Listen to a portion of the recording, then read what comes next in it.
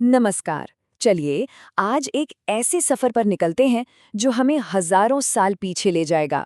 प्राचीन भारत के इतिहास में हम देखेंगे कि वो कौन सी बुनियादी सभ्यताएं, वो कौन से कमाल के विचार और वो कौन से महान साम्राज्य थे जिन्होंने सिर्फ इस उपमहाद्वीप को ही नहीं बल्कि पूरी दुनिया को एक नई शक्ल दी। तो सबसे पहला और सबसे दिलचस्प सवाल तो यही उठता है, आखिर हम उस इतिहास को जानते कैसे हैं जो हजारों साल पुराना है। मतलब जब कोई लिखित रिकॉर्ड ही ना हो तो इतने पुराने अतीत के राज आखिर खुलते कैसे हैं? इसका जवाब छिपा है अलग अलग टुकड़ों को एक साथ जोड़ने में। ये बिल्कुल एक पहेली की तरह है जिसे सुलझाने के लिए हम धार्मिक ग्रंथों का सहारा लेते हैं, विदेशी यात्रियों ने जो कुछ देखा सुना और लिखा उसे पढ़ते हैं, और सबसे जरूरी पुरातात्विक सबूत यानी जमीन की खुदाई से मिले शिलालेख, सिक्के और स्मारक। हर चीज हमें कहानी का एक नया हिस्सा बताती है। तो आज का हमारा सफर इन 5 पड़ावों से गुजरेगा। हम शुरू करेंगे भारत के सबसे पुराने बाशिंदों से, फिर देखेंगे पहले शहरों का रहस्य, बात करेंगे नए विचारों और राज्यों की, और पहुंचेंगे महान साम्राज्यों के दौर तक। तो चलिए शुरू करते हैं पहले पड़ाव से और समझते हैं कि इस जमीन पर इंसानी कहानी की शुरुआत आखिर हुई कैसे। इस दौर को हम कहते हैं प्रागैतिहासिक काल, मतलब इतिहास लिखे जाने से भी पहले का वक्त। इसके बारे में हमें कोई किताब नहीं मिलती। जो भी जानकारी है वो पत्थर के औजारों और गुफाओं में मिले सुरागों से आती है। और सोचिए, इसी दौर में आग और खेती जैसी क्रांतिकारी खोजें हुईं। इन दो चीजों ने तो इंसान के जीने का पूरा तरीका ही हमेशा के लिए बदल दिया। अब यहाँ से कहानी एक बहुत ही दिलचस्प मोड़ लेती है। हम बात करने वाले हैं प्राचीन भारत की पहली महान शहरी सभ्यता की। एक ऐसी कल्चर जो अपने वक्त से मीलों आगे थी, लेकिन जिसका अंत आज तक एक बहुत बड़ा रहस्य है। कार्बन 14 डेटिंग जैसी साइंटिफिक तकनीकों से पता चलता है कि ये सभ्यता लगभग 2350 ईसा पूर्व के आसपास अपने चरम पर थी। जरा सोचिए, ये वही वक्त था जब मिस्र और मेसोपोटामिया की महान सभ्यताएं फल फूल रही थीं। कितनी कमाल की बात है ना? और ये कोई मामूली सभ्यता नहीं थी, ये वाकई बहुत एडवांस्ड थी। इनके शहर बिल्कुल प्लान करके बनाए गए थे, एक ग्रिड सिस्टम पे। साफ सफाई के लिए नालियों का क्या जबरदस्त इंतजाम था, और तो और हर घर में एक ही साइज की पक्की ईंटें इस्तेमाल होती थीं। मोहनजोदड़ो का ग्रेट बाथ तो इनकी इंजीनियरिंग का एक नायाब नमूना है। पर सबसे रहस्यमय चीज है इनकी लिखाई, इनकी लिपि, जिसे आज तक कोई पढ़ नहीं पाया है।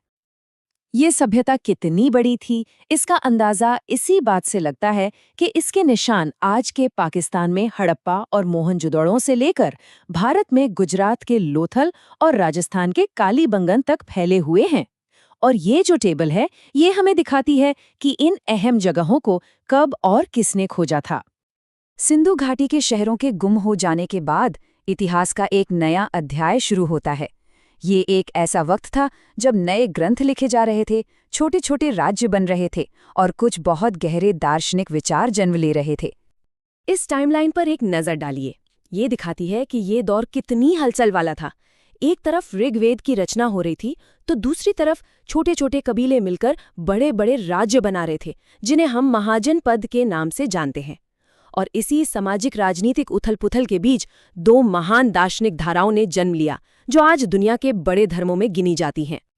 तो 6ठी सदी ईसा पूर्व तक आते आते पूरे उत्तर भारत में 16 बड़े बड़े राज्य यानी महाजनपद बन चुके थे।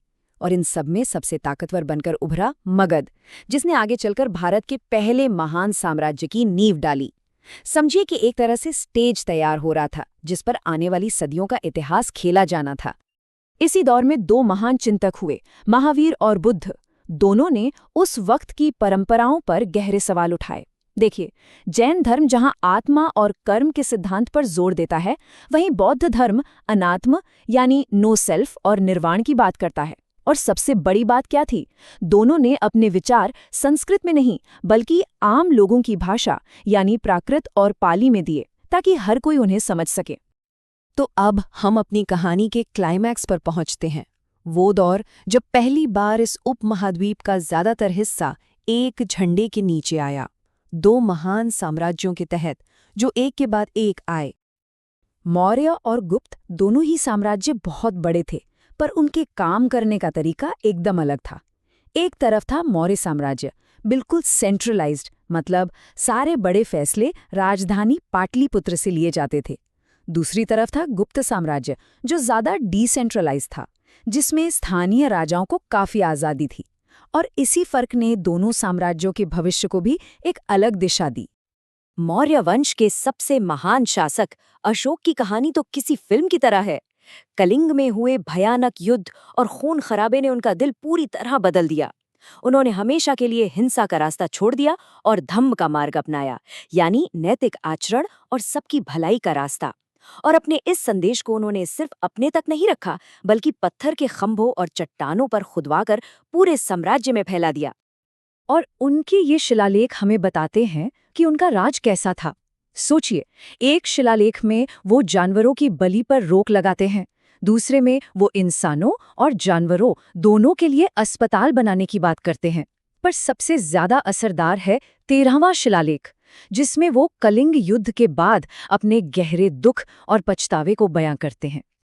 मौर्य साम्राज्य के खत्म होने के कई सौ साल बाद भारत में एक और महान साम्राज्य का उदय हुआ, गुप्त साम्राज्य। और इस दौर को अक्सर भारत का स्वर्ण युग यानी गोल्डन एज कहा जाता है। क्यों? क्योंकि ये संस्कृति और विज्ञान की तरक्की का दौर था।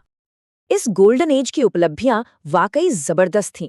इसी दौर में आर्यभट्ट ने दुनिया को बताया कि पृथ्वी अपने धुरी पर घूमती है। यहीं पर जीरो और डेसिमल सिस्टम का आविष्कार हुआ, जिसने गणित की पूरी दुनिया ही बदल दी। और महान लेखक कालिदास ने अपने अमर नाटक भी इसी दौर में लिखे। ये सचमुच एक कमाल का वक्त था।